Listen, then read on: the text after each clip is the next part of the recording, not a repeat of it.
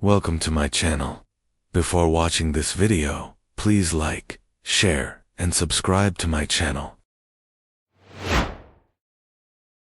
My name is Marcus Blake. I'm 29 years old, and I'm from Austin, Texas. I thought I had it all figured out until I got fired. What followed was the most terrifying, liberating chapter of my life. For years, I'd been living the Austin dream, or at least my version of it. I graduated from UT with a degree in marketing, landed a solid job at a mid-sized tech company, secured a sweet apartment in South Austin with a view of the city skyline, and maintained a social calendar that was the envy of my friends. Weekends were a blur of paddleboarding on Lady Bird Lake, brewery hopping, and live music on South Congress. I had a stable, loving girlfriend, Sarah, who was a graphic designer with a laugh that could brighten even the grayest Texas morning. On paper, it was perfect. I was 29, cruising, accumulating accolades, and my parents told anyone who listened how proud they were of their successful son. I felt invincible, indispensable. The truth, I was a well-oiled cog in a machine I didn't particularly care about. My job, while lucrative, was mind-numbingly repetitive. I managed digital ad campaigns, optimizing clicks and impressions for clients whose products I barely understood, let alone believed in. I'd spend my days staring at spreadsheets, attending endless meetings, and crafting emails filled with corporate jargon. I learned to mimic enthusiasm, to nod sagely, to offer actionable insights, but inside, I felt like a stranger. In my own skin, the thrill, if it had ever truly existed, had long since faded, replaced by a dull ache of routine. But I ignored it. This was what success looked like, right? A good job, a steady paycheck, the ability to buy craft beer and brunch without checking my bank account. The scent was a luxury I couldn't afford. The axe fell on a Tuesday, an unremarkable day that would forever be etched into my memory with the precision of a laser. My boss, David, a man whose default expression was one of mild annoyance, called me into his office. His face was unreadable. HR was already there, a woman named Janice, whose smile was as thin as her lips. They cited restructuring and shifting company priorities. My role, apparently, was redundant. They spoke in clipped, professional tones, offering severance and outplacement services. While my world tilted on its axis, I remember nodding, my ears buzzing, the words washing over me like a cold wave. Redundant. My work, my contributions, my very presence, deemed unnecessary. I felt a flush of heat rise up my neck, a mix of shame and disbelief. How could this be happening? Me.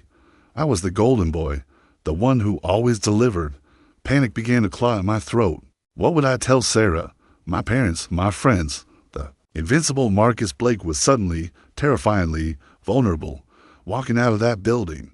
The Austin sun felt unusually harsh. The city, usually so vibrant and welcoming, seemed to sneer. My usually bustling office building, buzzing with confident young professionals, felt like a deserted tomb. I got in my car, drove home, and sat in my apartment for an hour, just staring at the wall. The silence was deafening. Every object in my perfectly curated living room, from the artisanal coffee table to the framed concert posters, suddenly seemed to mock me. These were the trappings of a life I'd built on a foundation that had just crumbled beneath me. Telling Sarah was brutal. Her face, usually so warm and expressive, crumbled as I recounted the sterile details of my termination. She hugged me, held me tight, but I could feel the tremor in her hands, the unspoken fear. We had plans, a trip to Tulum, maybe discussing moving into a bigger place. All of it now felt like a cruel joke. My parents, naturally, were concerned, offering platitudes about it being for the best in a new opportunity, but I could hear the worry in their voices. Some friends offered genuine support. Others seemed to subtly distance themselves. As if job loss was contagious, the shame was a constant companion, gnawing at me from the inside. The initial days were a blur of anger and self-pity. I drafted furious emails to David that I never sent. I replayed every meeting, searching for the moment I'd slipped up, the fatal flaw that had led to my demise. I scoured job boards with a growing sense of desperation, applying to anything that remotely fit my skill set. Tech companies, startups, agencies, send. Then came the rejections, polite, and personal emails that felt like tiny paper cuts, each one eroding a sliver of my confidence. I went on interviews, forcing a smile, trying to project competence but feeling like an imposter. The questions felt like interrogations. Highlighting my sudden lack of purpose, my savings began to dwindle. Rent suddenly felt like a monstrous sum. My nights were restless, filled with anxiety dreams of spreadsheets and empty conference rooms. Sarah and I argued more, the stress fraying the edges of our usually solid relationship. She was supportive, but I could see the strain on her face, and I resented myself for putting it there. I was losing myself, trapped in a spiral of self-doubt and fear. This wasn't just terrifying. It was soul-crushing. One afternoon, about 2 months into my forced unemployment, after yet another soul-sucking interview for a job I knew I'd hate, I found myself sitting on my tiny balcony, watching the sun dip below the Austin hills. My phone was dead, a blessing in disguise. The city lights began to twinkle, and a delicious aroma wafted up from a nearby apartment. Freshly baked bread. My stomach rumbled, but it was more than hunger. It was a visceral memory. My grandmother, Nana Rose. She used to bake bread every Sunday, the kitchen filled with the scent of yeast and warmth. I remembered being a skinny kid, covered in flour, helping her knead dough, feeling the elastic resistance under my small hands. It was the only time I felt truly present, truly happy, beyond the demands of school or sports. After college, it had fallen by the wayside, replaced by happy hour and corporate climbs. But now, in the quiet despair of my unemployment, the memory was a beacon. I suddenly felt a surge of something I hadn't felt in months, curiosity, and then a strange, quiet liberation. What was I fighting for, anyway? To get back to a life that had never truly fulfilled me. The corporate world, with its endless chase for more, had spit me out. Maybe it was a blessing. Maybe it was a chance to finally, truly figure out what I wanted, not what society told me I should want. That evening, I didn't open my laptop to look for jobs. Instead, I pulled out my Nana's old, dog-eared recipe book from a dust-covered box in my storage closet. The pages smelled faintly of vanilla and aged paper.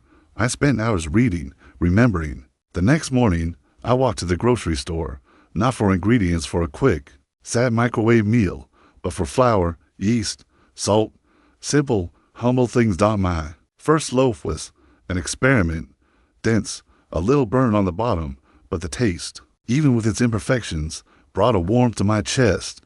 It felt real, tangible, not a digital ad impression, but something I had created with my own hands. I kept baking, sourdough, baguette, focaccia, cinnamon rolls. My small apartment kitchen became my sanctuary. Covered in flour dust and the comforting scent of baking, my fingers ached. My clothes were perpetually dusted white, but my mind, for the first time in months, felt clear. I was learning, failing, correcting, learning again. Every collapsed loaf, every burned crust was a lesson, not a failure. This was a different kind of challenge, one I embraced with unexpected zeal. Sarah, initially puzzled by my new hobby, started bringing me new flours to try, researching different techniques, and, most importantly, eating my creations with genuine delight.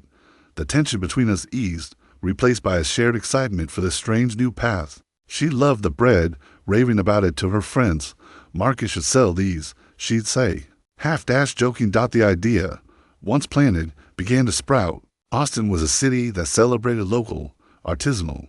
People here appreciated craft, authenticity. Could I make a living baking? The thought was terrifying, audacious even, but the alternative, going back to the cubicle farm, felt even more so. I started small, very small. I called my little venture the Austin Baker. My first storefront was a folding table set up outside my apartment building, a handwritten sign offering artisan bread, fresh baked daily. My first customer was my neighbor, Mrs. Henderson, who bought a sourdough loaf and raved about it. That single sale felt more significant than any multi-million-dollar ad campaign I'd ever managed. I then nervously applied for a spot at the tiny neighborhood farmers market, convincing the organizer to give me a chance. The first Saturday was a blur of early mornings, frantic baking, and then standing behind my table, feeling ridiculously exposed. My hands trembled as I took people's money. By midday, I'd sold almost everything. That joy, that feeling that people appreciated something I had created, was intoxicating. The journey was not a linear path to success. Far from it. There were weeks when sales were abysmal, leaving me staring at a mountain of unsold bread and a dwindling bank account. There were days when my sourdough starter refused to cooperate. leaving me ready to throw in the towel. The hours were grueling, waking at 2 a.m., baking until dawn, then selling, then cleaning, then planning for the next day. My old corporate friends sometimes looked at me with pity, or perhaps bewilderment. "So, you're a baker now?" Their tone suggested I'd lost my mind. The old Marcus would have cared. The new Marcus every just challenge shrugged came a and lesson. offered them a sample. I learned about managing inventory, about the nuances of different flours, about the fickle nature of yeast. I learned about customer service, about building a brand from scratch. I learned to listen to feedback, to adapt, to pivot. I began specializing in unique Austin-inspired flavors: jalapeno cheddar sourdough, rosemary pecan focaccia, sweet potato brioche. People loved it. Word spread. Local food bloggers started mentioning the Austin Baker. A small coffee shop asked if I could supply them with pastries. Then a popular brunch spot inquired about my brioche buns. I was baking out in my apartment kitchen, using every available surface. It was chaotic, exhausting, but exhilarating. I was working harder than I ever had in my corporate life, but I felt more alive, more engaged, more me than I ever had. Then came the opportunity that cemented my unexpected success. A small commercial kitchen space became available for rent at a reasonable price. It was a leap of faith, a huge financial risk, but I knew I had to take it. With Sarah's unwavering support and a small loan from my slightly bewildered but proud parents, I signed the lease. I bought a commercial oven, mixers, and racks. The first time I walked into that empty kitchen, the space felt enormous, daunting, but it was mine. Within a year, the Austin Baker had become a genuine presence in the Austin food scene. We had hired a part-time assistant, Maya, a culinary student with a passion for baking. Were supplying several local cafes, regularly selling out at multiple farmers markets, and even taking custom orders for events. I wasn't making millions, but I was comfortable. More importantly, I was fulfilled. I woke up every day excited to go to work, to create, to connect with people over something as simple and profound as a loaf of bread. Sometimes I run into old colleagues from my tech job. They're still in the same building, still chasing the same metrics.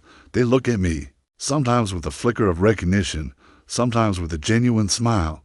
"Marcus, still baking?" They'll ask.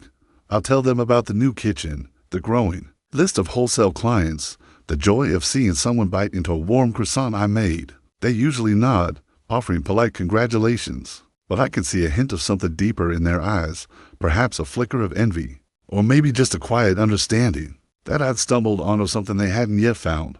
Looking back, the day I was fired was the day my life truly began. It was terrifying, yes. It stripped away everything I thought defined me, but in that void, I found the space to rebuild. Not just a career, but an identity. I shed the corporate skin, the endless pursuit of external validation, and discovered a deeper, more authentic version of myself. Failure, in its most brutal form, forced me to confront what I truly valued. It pushed me out of my comfort zone and into a world where passion and purpose reign supreme. I'm still 29, still in Austin, Texas, but I'm no longer the guy who had it all figured out on paper. I'm the Austin Baker, covered in flour, perpetually smelling of yeast and warmth. And for the first time in my life, I truly have it all figured out in a way that truly matters. I learned that sometimes the greatest success isn't about reaching the top of the ladder you started climbing, but about having the courage to abandon it and build your own.